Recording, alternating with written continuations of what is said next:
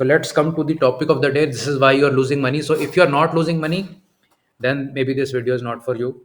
Uh, According to the regulator, significant part of the market is losing money, not just in FNO or intraday, but I think from my own experience also, when I was running the broking firm, uh, most people lost money.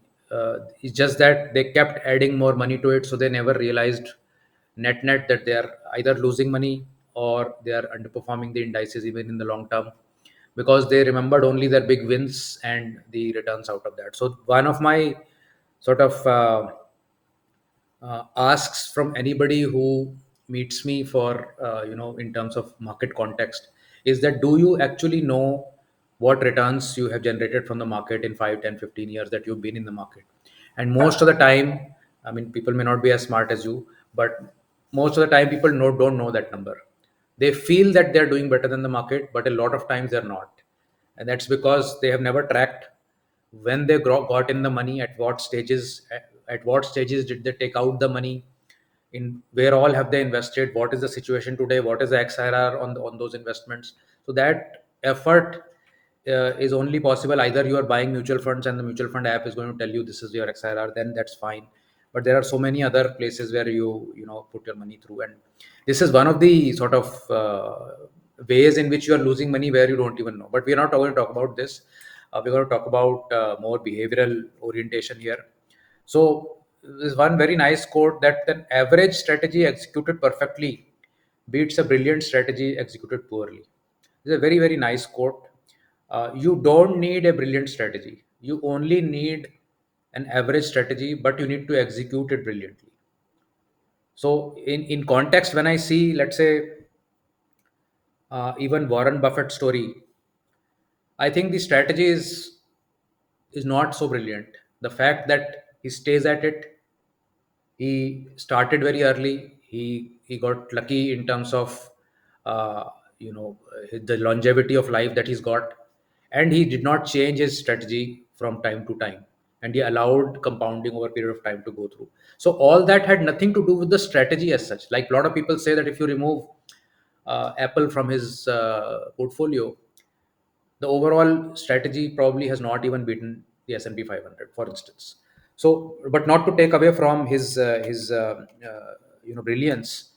The brilliance lies in execution and minding your behavior, rather than what is the that best strategy which will never give me a loss, or which will always give me a market beating performance, so on and so forth. So any decent strategy but executed perfectly is any days much better off. So let's look at what some of the great investors have said. So Warren Buffett says investing is not a game where the guy with 160 IQ beats the guy with 130 IQ. Once you have ordinary intelligence, what you need is the temperament to control the urge that gets other people into trouble in investing. So typically, when markets are making that top, a lot of new folks have jumped into the market and they are throwing money at the market at whatever prices, and they have no plan, and they have basically come there for the FOMO that I also need to be part of this market. That's where tops are getting made. Bottoms, just like right now, perhaps everybody is throwing in their towel that I don't want to be in this market. I know I will get it lower, or somebody else is saying that I am done with the market. This market is no good. That liquidity of selling is coming through, and that's why markets are down and nobody has so much cash lying around now, people who are associated with the market, to take the market up right now. What will take the market up is that reduction of the selling pressure once people have exhausted their selling, and some fresh capital also coming through. The combination of those two actually will take the market up, and it is all a demand supply game at the end of it all. Charlie Munger says a lot of people with high IQs are terrible investors because they've got terrible temperaments. You need to keep raw, irrational emotion under control. So again, what Warren Buffett has said, Charlie Munger is also saying the same. Even if you have a very high IQ, and I will translate that to, you can read identification of stocks much ahead of others, for instance, right? But that is to be complemented with the right investing behavior. If you have this fantastic IQ, you probably have terrible temperament also, and that combination is a disaster. Shelby Davis says you make most of your money in a bear market, you just don't realize it at the time. So for fundamental and value approach, of course, those people who will be able to control their emotions and allocate during periods where others are in panic, you'll do very well. So what is absolutely evident is that temperament trumps the knowledge or strategy. So at weekend investing also, we say our strategies are so simple. It's like we are buying what's going up, we are selling what's going down. So it is like a third grader can do this strategy. But it is all about the temperament. How are you going to execute it? Will you execute it to the T, regardless of whether you have any knowledge or any complicated strategy or not? So if 10 people are given the same successful investing strategy, let's say Warren Buffett gave you the blueprint of his strategy, how many people do you think will actually make money out of it in the long term? So that is the question, that regardless of what strategy is there, even if you were to be given it on a platter in your hand, can you execute it is the question. Because we are very enamored with people who are doing so well, all the greats of the market, but can you actually do what they're doing? Maybe their temperament is such which allows them to successfully see that strategy through. So before we chase strategies, before we fine tune our strategies to do better, we must basically tune our temperament, and tune our temperament to understand that a correction is temporary. For instance, a lot of folks are just giving up on the market right now, that no, this India story is over, and the market can still go down so much more, and I will never make money out of this. So you basically have learned nothing from the available history of hundreds of years in the US, for instance, or 30-40 years history that is available in the India market. That corrections are temporary. Yes, it may take time. Sometimes it is for 2 months, sometimes it is for 6 months, sometimes it may be for a few years. But that's about it. So let's take a look at some of the examples. And the GFC crisis is the best example for this analysis, where from 2003 mid, and if you have lived through those periods, I doubt if many of you have lived through those periods in the market. But from 2000 end or 2001 till 2003 mid, the market was like as dead as Dead Sea. There was no activity virtually. You could not make money. You could not find stocks that move. It was just dead for 2.5 years. People started to close shop. I was also running a broking company at that time, and I started a BPO business because there was nothing happening in the broking business. It was just like you go to the office and there's nothing to do. So from that kind of a lull, when 2003 started to happen, when this move started to happen, nobody believed it that this could happen, because everybody had got accustomed to the fact that nothing is happening in the market. And then probably, like, once the market had gone up 50-60%, then people probably got into the into the mode, and immediately after there was a election crash after that. So again there was a this thing. So market will do this each time, that it will not let you predict what is going to happen. Most often than not, markets are going to be a surprise. Like this fall last 4 months is a surprise. Next 4 months may be another surprise. Maybe we will fall more, or maybe we'll go up, or I don't know what's going to happen. But anyhow, coming back to this, Nifty 50 collapsed from 6300 right here to 2200, 65% drop. And while it took just less than 2 years to again come back to very similar levels, it really did not cross that level for almost 6 years. So 2008 till 2014, we did not make a new high on Nifty, right? Now, investors who deeply understood banking, real estate, global macros still panicked, of course, and many sold at the bottom, never re-entered or remained fearful for years. So if you were a seller here, and while this was going down, you would say, see, I told you market will go down. But were you able to buy here? Most likely not, because your conviction that the market is doomed becomes so high that you are unable to take a contra position unless you are following a strategy which will put you into that space. So those who had the temperament to withstand volatility, those who could see that the last 5 years have been beyond normal, and there is going to be, reversion to the mean, and they stuck to a rational investment approach, whatever style it may be. They recovered and benefited enormously in the decade to come. So those who gave up here probably were scarred for life. And once they realized 5 years later that we made the blunder of our life, it is very difficult to pick back up that approach and apply it again. So never do things in a blind rush, which is going to have very long term implications on your investing behavior. Let's take another example, COVID crash. So we were at 12,400 on the Nifty, not doing much. We were just going flat for a long period of time, 3 4 months, and then suddenly COVID happened. Nobody of course could have predicted also. And in 45 sessions we fell down 38% on the Nifty. Now this is very recent. A lot of you probably were in the markets when COVID crashed. What did you do? Think about it now. How did you react? Did you throw in the towel? And a lot of investors panicked, and obviously that is why the market fell. There was a prediction of complete economic disaster. Um, it was said, and I remember very clearly, that there is no chance that for the next many years, half a decade perhaps, that we'll ever be able to come back, because everything, all supply chains are broken, and all kinds of damages happened. It is impossible to come back, from this. So some people thought that this is the end of investing life. Let's sell now and get out, and who knows what will happen to the market now. And yet you saw recovery just in few months. It took less than a year to come back to normal after the biggest disaster of the last 100 years in human history, for many, on the financial front or on the life loss front. So those who had that mental strength, who had that figured out that by panicking here it's not going to help me. Yes, there is going to be pain, but I know that once this pain is done, I'm going to get benefited. And that's exactly what happened. Post COVID, you know what happened to the markets.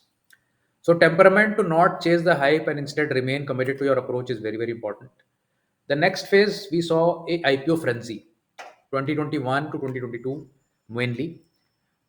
During this 2021 euphoria, which happened post COVID, investors driven by FOMO, because a lot of folks missed that bus of Nifty going from 7,500 to nearly 15,000. They rushed into IPOs. They chased the hype. They chased the momentum without a strategy. And several of the IPOs that came through, for instance, Paytm is still down 54% from where it listed. Nifty is up 26% from there. Another one, very hyped IPO, delivery, down 50%. Nifty is again up 37% from its IPO. Another one was Nika, very big brand, down 57%. Just simple index is up 24% from where it was. And Policy Bazaar almost recovered, up only 5% now, versus index at 26% from its listing. Zomato is probably the one which really did well, 80% up, did better than the market since its listing. But here also the first year and a half was really bad, and then momentum strategies also picked this up on the way up. So lesson is that who stayed rational and avoided herd behavior and preserved capital, while those who caught who got caught in excitement suffered losses. So herd behavior in general is not bad if you're following herd behavior, but with rules around it. Momentum is all about following the market. But if you are going to buy the market just because everybody else is buying, then that kind of a herd behavior is going to be very, very detrimental. So drawdown post listing was huge for most of the strategies, for most of these IPOs, and that's where a lot of new money, those who saw stock markets go up and they said, okay, I don't know what to buy in the stock markets, but I know these names, so I'll invest in these IPOs. They lost big time there as well. So we've had two major panics in the last, you can say, 20 years. Let's say 2003 till now, 22 years. And both of the times, those who stayed resolved during these panics gained immensely after that. I mean, it's not just recovering your capital, you gained immensely after that. And I see no reason why the current panic, for instance, even if it gets deeper, is going to be any different from that. So it is all about how you're going to shape up your temperament and how you're going to play the market. So if you don't want to, sort of give up on this long term compounding that our market is offering us, then you have to stay invested, you have to stay true to your strategy, you have to continue and bear the pain for some time. So psychological barriers that lead to poor outcome, the listing is fear and panic selling. So you enter at the top and you sell at the bottoms, and that happens for a lot of people. You will not believe, because you may not be that investor, but a lot of people do this. They will buy at the last 10% of the market and sell at the last 10% of the bottom. This is very, very common, and that is why market is seen to be a gambling den and not a investor's paradise, because the focus is on that last 10% each on each side. And those, like I always say, there are four animals in the market: bull, bear, pig, and sheep. The pig comes at the top. The greed blinds its mind, and the sheep comes at the bottom, fearful like nothing else. These two animals come only to get slaughtered in the market. And whereas the bulls and the bears, they enjoy their particular territories and their periods. So uh, no, don't resort to fear and panic selling. Don't resort to FOMO, buying due to hype without any exit plan. That is the worst case of investing decisions you can take. Loss aversion, psychological barrier is also big. I will sell only when my price comes to my buying price. What kind of logic is that? If you made a mistake and you bought something at 100 rupees and now it is at 50, why you have to wait for that stock itself to come back to 100? That is already, it's telling you, the stock is telling you you've made a huge mistake. Please get out and buy something which is going up. So this, this ego and this sort of, revenge strategy, that this stock has given me the loss, this stock is what is going to make it up. That is stupidity. Don't do that. Short term thinking, abandoning a well thought out plan because of its short term volatility. So when you come to the market, let's say a person comes to the market and says, I'm going to stay invested for 15, 20 years, I'm going to stay invested for 10 years, and this is how my money is going to come into the market, and let's go now. 1 year later, the market is down and he's saying, no, no, market is not a good place to be at.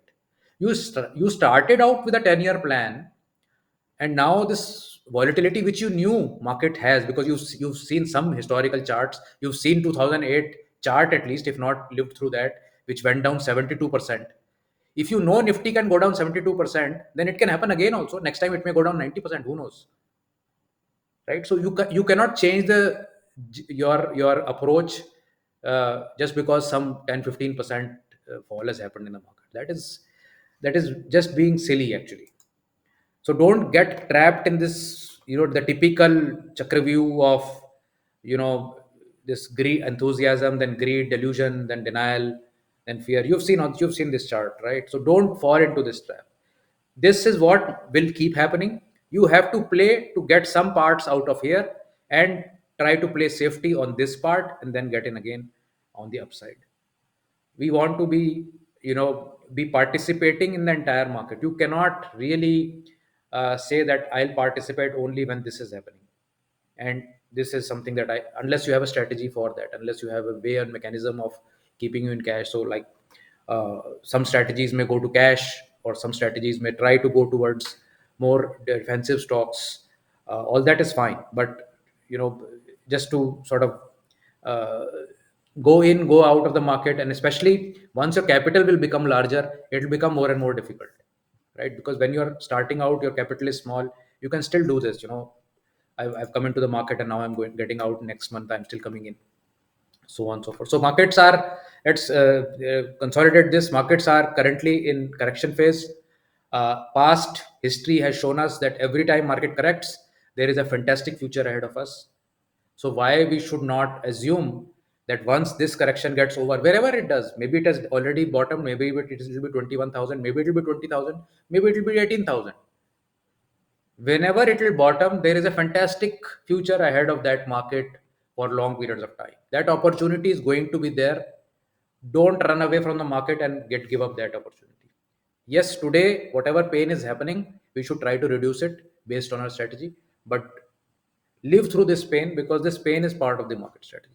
So, what is that one mistake that you're going to rectify now? Please write in the comments. How has your temperament evolved since you started to invest? Because it takes a couple of cycles for that temperament to evolve, and you would have noticed that if you have seen those two cycles. And do share this video. Some friend of yours or some family member of yours who's reeling under extreme stress can get some confidence. Do share these videos. I'm hearing some very sad news that some investors have passed away. Some people are having heart attacks. Don't take investing to your heart in that way. This is just one very small part of our lives. If we have healthy lives, we'll make money some other time also. This is not the end of life. Please don't do this. Please don't take so much pressure on yourself. uh, and do strategies where you can see what is your max loss, what worse can happen. Do asset allocation. There are many ways where you can keep yourself away from the stress, provided you are willing to forego some returns, because if you want the maximum returns, then you'll have to take the maximum pain also. Thank you, and I'll see you in the next one. Bye.